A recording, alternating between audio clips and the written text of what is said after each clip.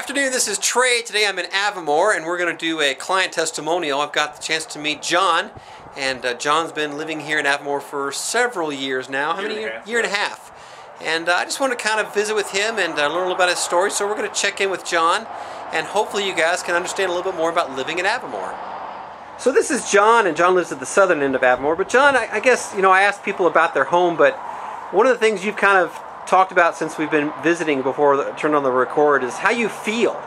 So how do people feel about living in Aviemore? I mean, it's more than a house, right? Oh yeah, it's not being in the suburbs. It's out, you know, out here with nature. Everything's an adventure out here. I mean, we've had all kinds of animals and elk and deer and bobcat. You told me. Bobcats, yeah, and everything. It's just constantly a good place to be, and we get to walk all the time. And how often do you walk? Every day.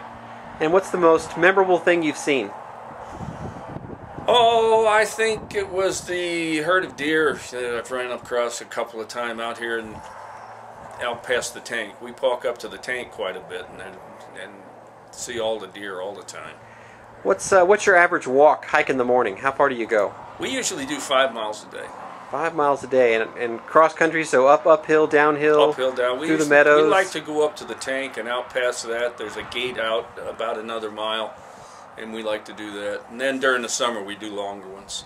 What's your if someone was going to come here, what hike would you tell them to do?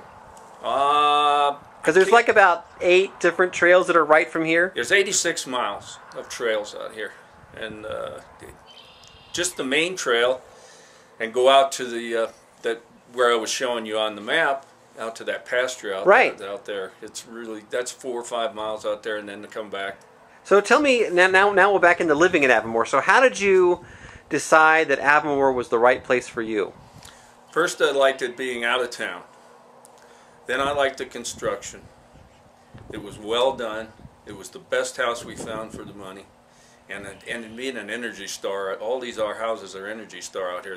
That sold us on that. My highest bill ever has been $70. Now you're from Michigan, which is a fairly populated state compared to Idaho. What do your friends say when you tell them you're living in a place way out here and freedom and fresh air? They're jealous.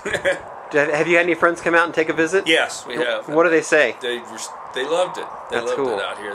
Anything that you're really liking about Aviemore in terms of a community? I love the people here. Most of the people here, I don't know how they did, but most of the people here get along so darn good, and everybody's, you know, interested in the community, I think. Yeah, you seem to be up on who's who in the community. So is everyone? It's pretty tight knit in terms of. It's pretty good, especially because Charlie Baum gets everybody together. And a lot of the people work on the trails and do stuff like that. We're going to be working, hopefully, sometime in the future, in like community garden and stuff like that. So cool. Anything you would share with someone considering Aviemore?